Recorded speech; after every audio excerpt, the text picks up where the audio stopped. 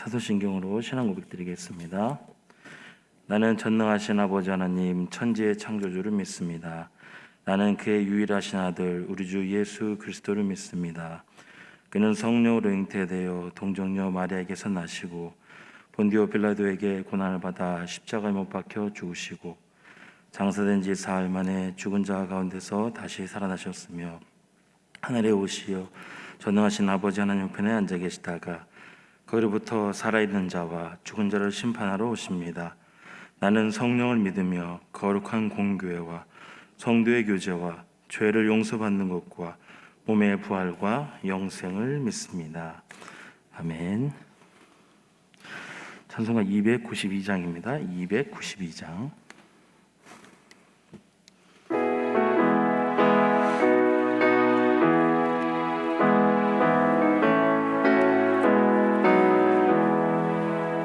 주 없이 살 수 없네 죄인의 구주여 그 귀한 보배 피로 날 구속하소서 그 주의 사랑으로 흘리신 보혈이 내 소망 나의 위로 내 영광 됩니다.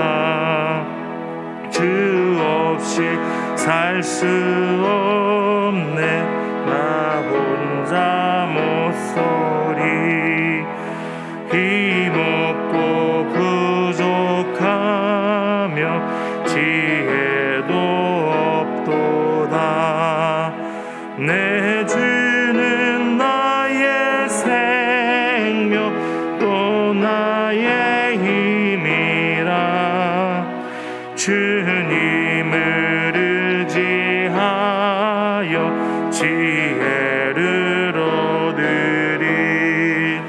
주 없이 살 수 없네 내 주는 하신다. 내 영의 깊은 간구 마음의 소원을 주밖에 나의 마음 네 알아주리요. 마음 위로하사 평온케 하시네. 주 없이 살 수 없네 세월이 흐르고 이 깊은 고독 속에 내 생명 끝나도 사나운 풍랑일 때 날 지켜주시니 내 곁에 계신 주님 늘 힘이 됩니다. 아멘. 하나님의 말씀 창세기 26장 1절에서 11절까지의 말씀입니다. 창세기 26장 1절에서 11절까지 말씀입니다. 함께 교독으로 보신 후에 마지막 함께 합독을 읽겠습니다. 아브라함 때에 첫 흉년이 들었더니 그 땅에 또 흉년이 들매 이삭이 그랄로 가서 블레셋 왕 아비멜렉에게 이르렀더니 여호와께서 이삭에게 나타나 이르시되 애굽으로 내려가지 말고 내가 내게 지시하는 땅에 거주하라. 이 땅에 거류하면 내가 너와 함께 있어 내게 복을 주고 내가 이 모든 땅을 너와 내 자손에게 주리라. 내가 내 아버지 아브라함에게 맹세한 것을 이루어 내 자손을 하늘의 별과 같이 번성하게 하며 이 모든 땅을 내 자손에게 주리니 내 자손으로 말미암아 천하 만민이 복을 받으리라. 이는 아브라함이 내 말을 순종하고 내 명령과 내 계명과 내 율례와 내 법도를 지켰음이라 하시니라. 이삭이 그랄에 거주하였더니 그곳 사람들이 그의 아내에 대하여 물으매 그가 말하기를 그는 내 누이라 하였으니 리브가는 보기에 아리따움으로 그곳 백성이 리브가로 말미암아 자기를 죽일까 하여 그는 내 아내라 하기를 두려워함이었더라. 이삭이 거기 오래 거주하였더니 이삭이 그 아내 리브가를 껴안은 것을 블레셋 왕 아비멜렉이 창으로 내다본지라. 이에 아비멜렉이 이삭을 불러 이르되 그가 분명히 내 아내거늘 어찌 내 누이라 하였느냐. 이삭이 그에게 대답하되 내 생각에 그로 말미암아 내가 죽게 될까 두려워하였음이로라. 아비멜렉이 이르되 내가 어찌 우리에게 이렇게 행하였느냐. 백성 중 하나가 내 아내와 동침할 뻔하였도다. 내가 죄를 우리에게 입혔으리라. 함께 읽습니다. 아비멜렉이 이에 모든 백성에게 명하여 이르되 이 사람이나 그의 아내를 범하는 자는 죽이리라 하였더라. 아멘. 기도하겠습니다. 좋으신 아버지 하나님, 은혜를 감사합니다. 지난 간밤에도 저희들을 주님 품 안에서 편히 쉬게 해주시고 또 이 새벽에도 저희들을 주 앞에 불러주심을 감사합니다.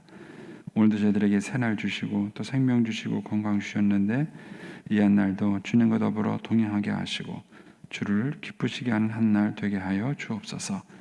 이 새벽에도 주님을 사모하오니 말씀과 기도 가운데 저희들을 만나주시며 주의 성령으로 충만케 하여 주옵소서. 주님께 감사의 예물과 또 일천번제 예물 그리고 11조 선교 헌금을 드립니다.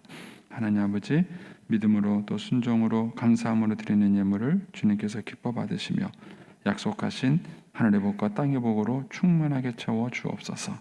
주의 은혜로 종의 가정들을 형통케 해주시며 그 자녀들을 축복하여 주옵소서. 예수님의 이름으로 축복하며 기도하옵나이다. 아멘.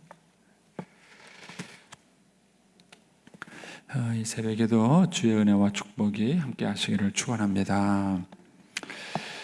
이제 아브라함이 이제 죽고 이제 그의 아들 이제 이삭의 시대로 넘어가서 이제 이삭의 얘기가 나옵니다.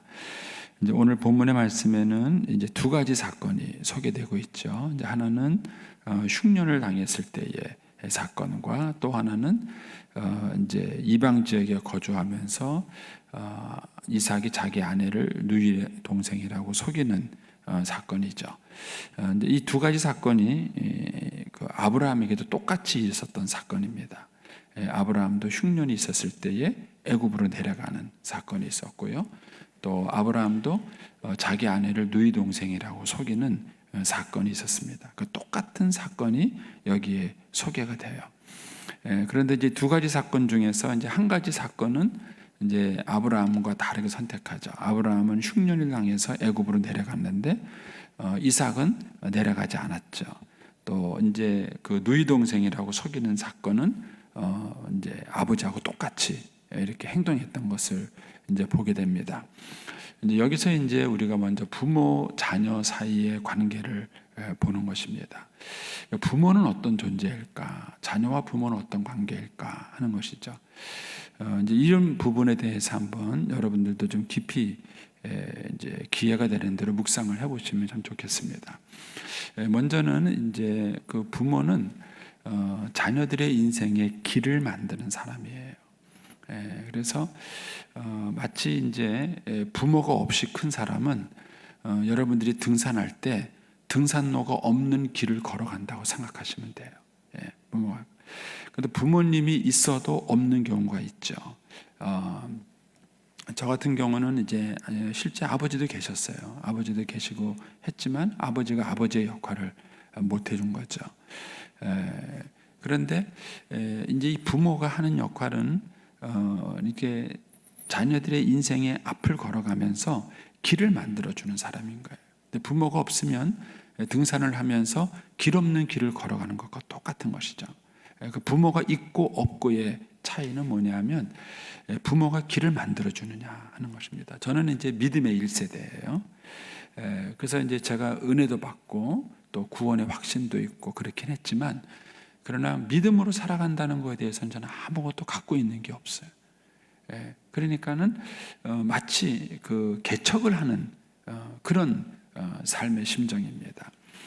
그래서 많은 좌충우돌이 좀 있었습니다. 근데 반면에 이제 1세대, 2세대, 3세대를 이렇게 살아온 믿음의 자녀들이 있었어요. 뭐 예를 들어서 지난번에 왔다 가셨던 그 박상진 교수님, 그분은 이제 부모님이 목사님이셨죠. 그래서 이제 그분은 그런 얘기를 하셔요. 자기 어머님이 그 목회자로서 그 삶을 살아가는데 경제적으로 많이 어려웠다 그래요. 그런데도 꼭 주일날 아침에는 소고기국을 끓여줬다는 거예요. 소고기국을. 그걸 끓여줬기 때문에 자기는 주일날이 늘 행복했던 거예요. 주일날이. 제 친구 중에서 또 그런 친구가 있었어요. 부모님이 이제 뭐 부모님이 사주신 것이든 선물 받은 것이든 새 옷과 새 신발을 입으면은 항상 첫 번째는 주일날 입어야 된다는 거예요. 그러니까 주일날 꼭 새 옷을 입고 가서 먼저 하나님께 예배드려서 하나님께 보여드리고 그리고 이제 입어야 된다는 거예요. 그런데 이런 내용은 성경에 안 나와요. 제가 창세기부터 계시록까지 아무리 열심히 읽어도 주일날 소고기국을 끓여줘라.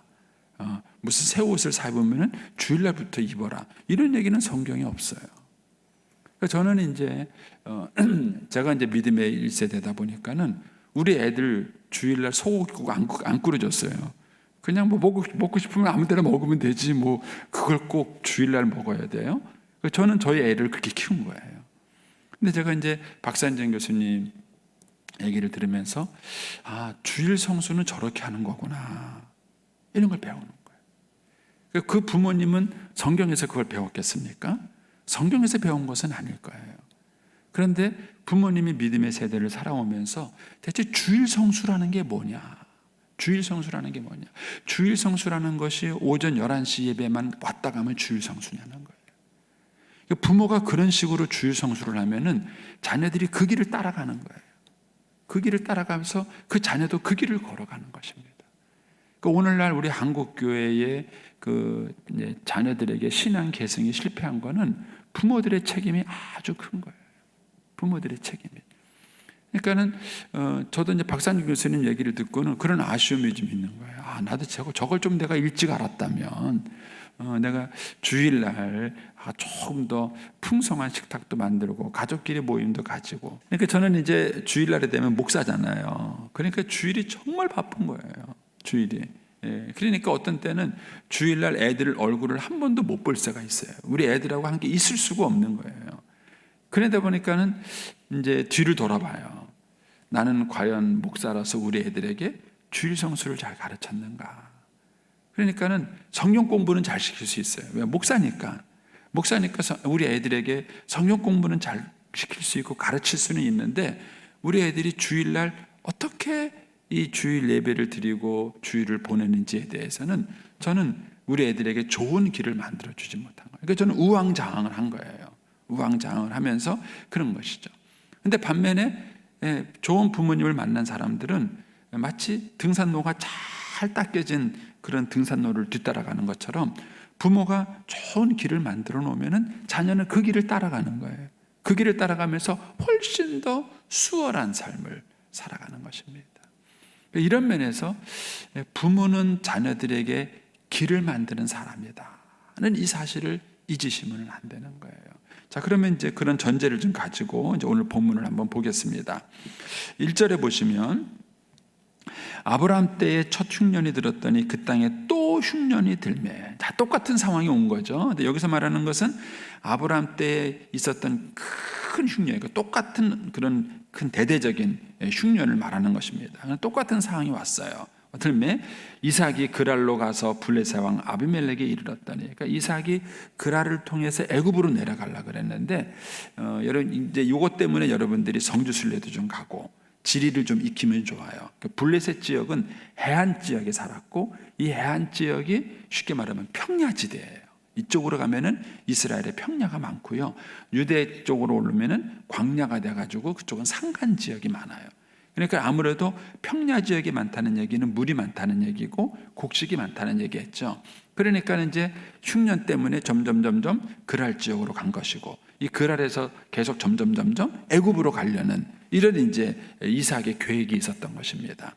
이럴 때 이제 하나님이 나타나셔서 얘기합니다. 2절에 여호와께서 이삭에게 나타나 이르시되 애굽으로 내려가지 말고 내가 내게 지시하는 땅에 거주하라. 또 이 땅에 살아라. 내가 약속한 땅에 살아라. 이렇게 말합니다. 그러면서 뭐라 그러냐면 이 땅에 거류하면, 그죠? 환경은 뭐죠? 여기에 거류할 만한 환경이 아니에요. 지금 흉년이 왔기 때문에 여기 있으면은 가족이 다 굶어 죽을지 몰라요. 근데 이런 상황인데 하나님은 이 땅에 거류하면이라고 말하는 거예요. 너 그런 어려움에도 불구하고 여기에 살면 그 다음 뭐가 나옵니까? 내가가 주어예요. 내가 너와 함께 있어.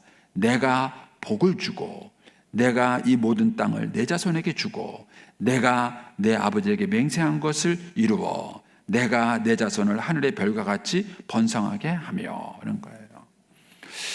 우리가 이 땅을 살아가는 동안에 우리의 삶을 평안하게 해주는 것은 뭘까요? 돈일까요? 하나님일까요? 근데 우리는 아직도 돈이에요. 아직도 돈이에요. 그래서 내 자녀가 예수 잘 믿으면은 직업이 뭐든 관계없이 잘 살 것이다. 이런 생각을 갖기보다는 안정된 직장에 취직해서 안정된 곳에 생활하는 것이 내 자녀가 잘 될 것이다 하는 생각을 하는 거예요. 한 번은 이제 어떤 분이 저한테 와서 그래요. 자기 딸이 이제 남자를 하나 데리고 와서 결혼하겠다고 얘기하는데 아직까지 학생인 거예요. 아직까지. 자기 딸은 졸업을 해가지고 이미 직장을 다니고 있는 거예요. 근데 사이를 보니까는 마음에 들어요. 다른 건 다 마음에 들어요. 근데 뭐가 마음에 안 드냐면은 아직도 학생인 게 마음에 안 들어요. 대학원생이에요. 대학원생. 박사학위 과정을 공부하고 있는 거예요. 그러니까 아직도 마음에 안 들어요. 그러니까 이제 이 엄마 생각에는 결혼하고 나면은 보나마나 자기 딸이 뒷바라지 해야 될 거고 그 사회 공부시킨다고 보나마나 뒷바라지 할 거고 자기 딸이 고생할 건 눈에 뻔한 거예요. 근데 이 사위감이 이제 공부를 하고 있는데 박사를 딸지도 그렇고 또 박사를 딴다 할지라도 취직이 잘 될지도 또 그렇고 여러 가지가 이제 다 미지수가 있는 거예요. 미지수. 근데 고민이 많이 돼서 저한테 물어보시는 거예요. 목사님, 이 결혼을 허락해야 돼요? 허락하지 말아야 돼요? 이렇게 물어봐요. 참 곤란해요. 제가 하라 그랬다고 결혼 생활 잘하면 아유 목사님 때문이에요 이럴 텐데 혹시 제가 결혼하라 그랬다가 만약에 그 못 살면 그다음 저한테 목사님이 그때 그래가지고 내 딸 인생 책임지라고 이러면은 뭐라 그래요 제가. 참 난감해요. 저도 하나님께 기도했어요. 하나님 뭐라고 얘기해야 됩니까? 하나님 뭐라고 해야 됩니까? 그래서 제가 이제 하나님의 지혜를 주셔서 제가 그랬어요. 주사님 혹시 저 같은 사익감이면은 결혼시키시겠습니까? 이렇게 물어봤어요. 그러니까 대본에 아유 그러면 너무 좋죠 그러는 거예요. 너무 좋죠 그러더라고요. 그래서 제가 이제 웃으면서 그랬어요. 주사님 저 결혼할 때 아무것도 없었어요. 우리 어머니 복사 망했고 가난한 신학생이에요. 그때 제가 결혼했어요. 그랬어요. 그런 사익감을 맞아들이시겠어요? 생각을 하시더라고요. 뭘 믿으시겠어요? 사익감이 든든한 직장이 있고 그런 안전된 직장을 가지고 있는 그 사위가 결혼을 시켰다니까 그 다음날 교통사고가 나가지고 전신불구가 돼서 자리에 들어누웠어요. 바른 선택일까요? 바른 선택일까요? 우리의 인생의 미래는 하나님께 달린 거예요. 뭐가 우리의 삶의 복의 근원이겠습니까? 이런 거예요.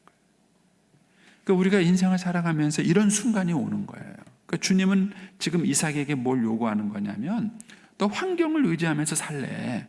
아니면 나를 의지할래? 이런 거예요. 저도 저희 아들이 어느 날 와서 아빠 연극을 하겠다는 거예요. 내가 참 밥 빌어 먹기 꼭 좋은 거예요. 이거 가지고 어떻게 연극을 해요? 연극을 어떻게 먹고 사실 지금도 걱정이에요. 저래가지고 우리 애가 저래가지고 밥이나 빌어 먹고 살겠는가 이런 걱정이 되는 거예요. 근데 그때마다 하나님이 저한테 주시는 도전이 그거예요. 성래야, 네가 도대체 세상 사람들하고 다를 게 뭐가 있냐? 다를 게 뭐가. 그러니까 밥 빌어 먹고 살 수 있도록 우리 아들로 하여금 너 연극의 길을 걸어가지 말고 밥 잘 먹을 수 있는 길을 걸어가라. 이렇게 지도하는 게 맞는 건지 아니면 아들아 네가 연극을 하든 직장을 하든 뭘 해도 좋으니까 믿음 생활 잘해라. 하나님 믿고 살아라. 그렇게 말해야 되는 건지 어떤 게 옳아요? 대답을 안 해주세요. 어떤 게 옳아요? 근데 목사인 저도 그 아들을 바라보면서 야, 하나님이 네 보의 그건이니까 네가 뭘 해도 좋으니 하나님만을 믿고 살아라. 이렇게 권면하기보다도 야, 너 그거 연극해가지고 너 밥벌이 먹고 살겠냐? 어? 아빠도 돈이 없는데 너 어떻게 살겠냐? 이런 얘기가 더 앞서는 거예요. 이게 앞서. 그러니까 우리가 인생을 살아가는 동안에 이런 시련의 문제가 부딪히죠. 근데 이제 하나님이 지금 이삭에게 그걸 요구한 거예요. 네가 이 땅에 거류하면, 지금 흉년이 들어가지고 외형적으로는 살 수 없는 환경이지만 네가 이 땅에 거주하면 내가 복의 근원이 돼주겠다. 내가 내 인생의 보증이 돼주겠다. 그래서 내가 너와 함께 하겠다. 이렇게 얘기를 하는 거예요.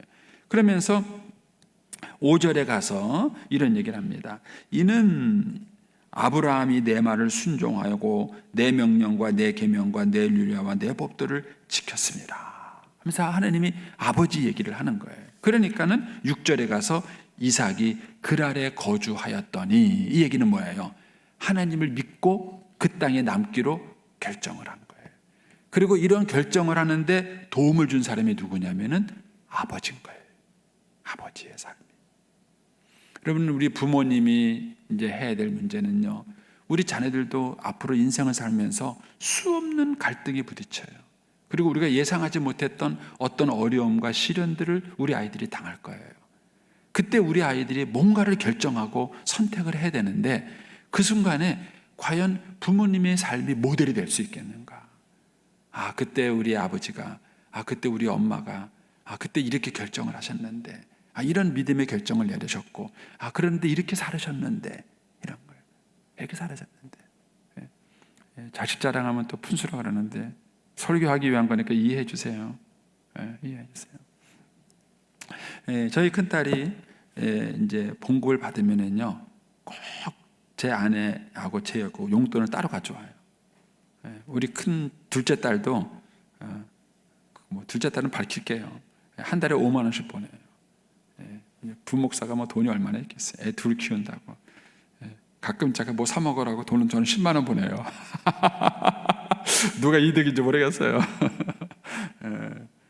근데 우리가 꼬박꼬박 돈을 받아요. 둘째 딸한테도 받고 큰 딸한테도 받아요. 받아요. 그 이유는 그 아이들이 믿음의 삶을 배운 거예요.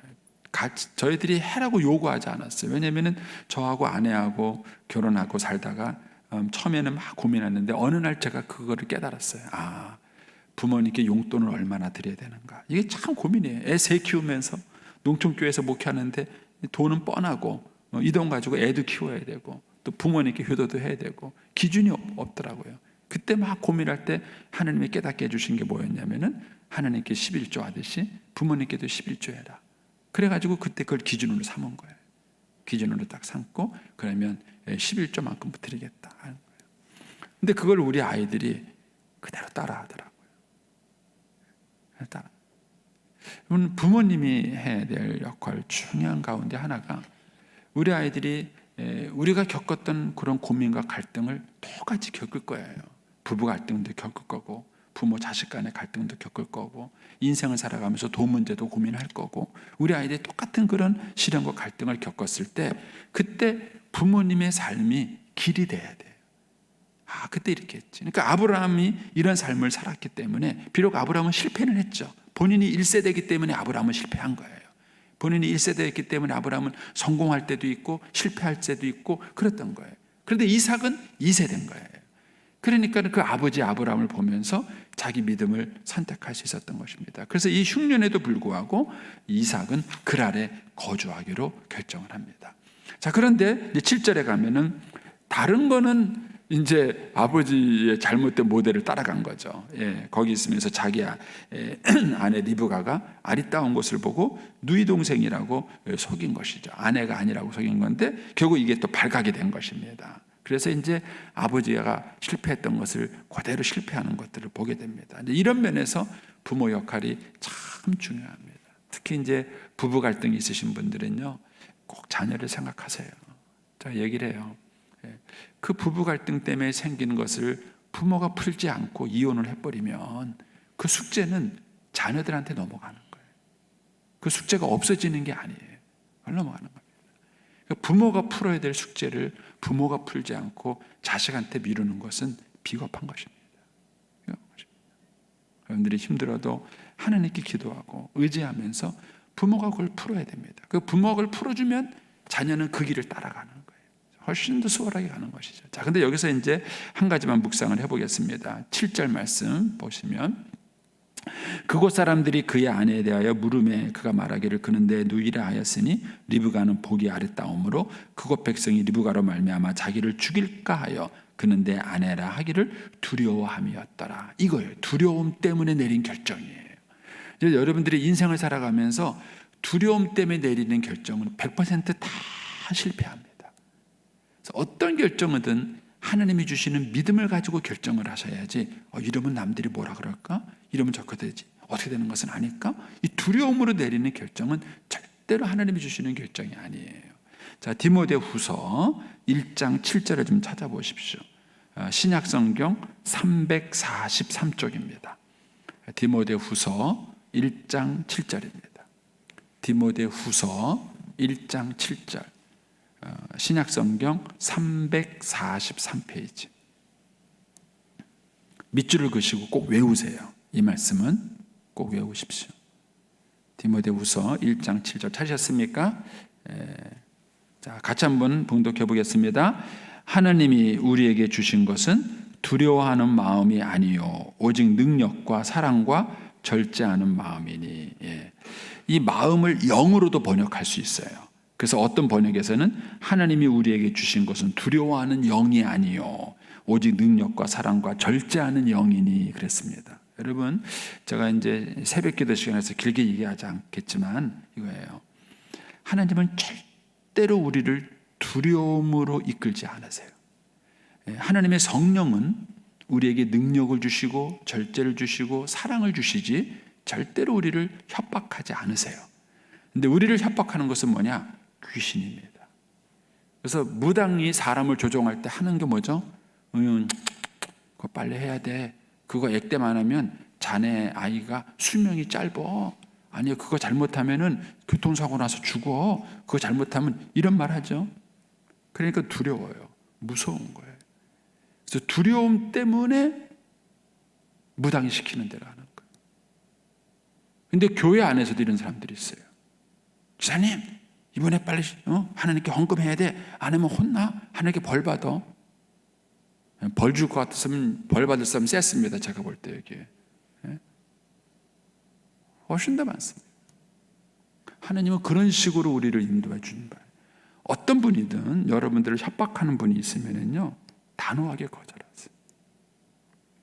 단호하게 거절하세요. 하나님이 우리에게 하시는 협박은 진리에 대한 얘기일 뿐이에요. 마지막 종말의 시간에 하나님께서 우리를 심판하시는 것에 대한 경고, 사실에 대한 경고를 해줄 뿐이에요. 그러나 협박을 가지고 하나님은 우리를 조종 통제하지 않으세요. 협박 갖고 조종 통제하는 것은요, 깡패예요. 야, 돈 갖고 와. 내일까지 안 갖고 오면 너 죽어. 그런데 엄마가 그렇게 하나요? 그렇게 하는 게 아니에요. 하나님은 우리에게 능력을 주세요. 능력이 뭐예요? 다르게 표현하면 격려예요. 위로예요. 힘을 주시는 거예요. 그래서 하나님은 우리에게 자꾸 사랑을 주시고 힘을 주시고 격려를 주시고 비전을 주시고 동기부여를 해주시고 그렇게 해서 우리로 하여금 성숙하고 변화될 수 있게 만드시는 거예요. 그런데 마귀는 항상 우리를 협박하고 두려움으로 이끄는 거예요. 그래서 여러분들이 어떤 결정을 내릴 때 그 결정이 두려움 때문에 내리는 결정은 99.9% 실패했습니다. 하나님을 두려워하는 것과 하나님을 경외하는 것은 다릅니다. 경외하는 것. 그러니까 아이들이 아빠를 어려워하는 것과 아빠를 무서워하는 것은 다른 거예요. 아빠를 무서워하는 거다. 제가 늘 말씀드리지만요, 제 아들은요, 들어놓아서 절대 심부름 시켜요. 아빠, 저 때리세요. 이놈식이 버르장머리 없게 싫어 말이에요. 근데 그래도 제가 안 돼, 이렇게 말하는 건 안 되는 줄 알아요. 여러분, 그 차이를 여러분들이 구분하셔야 돼요. 아이들이 아빠를 무서워하는 것과 아빠를 어려워하는 것은 다른 문제. 여러분들은 하나님을 경외하셔야지 하나님을 무서워하시면 안 돼요. 따라서 하나님은 우리가 어떤 결정을 내릴 때 두려움 때문에 내리는 결정을 원하지 않으세요. 근데 여러분들이 두려워서 무엇인가를 결정하게 되면 99.9% 잘못된 결정을 내릴 경우가 많습니다. 따라서 두려움을 여러분 멀리 하시는 법을 배우셔야 돼요. 그리고 두려움보다 하나님을 의지하는 법을 여러분들이 배우셔야 합니다. 나중에 기회가 되면 또 배우기로 하고요. 어쨌든 디모데후서 1장 7절 말씀 꼭 외우시고 두려운 마음이 생길 때마다 이 말씀을 갖고 기도하세요. 그래서 하나님 우리에게 주신 것은 두려워하는 마음이 아니에요. 절대로 하나님에게 두려운 마음을 주지 않으세요. 사랑과 능력과 사랑과 절제하는 마음을 주시는 분이시다. 사실 아시고 여러분들의 삶에 지혜로운 결정을 할 수 있게 되기를 축복합니다. 기도하겠습니다.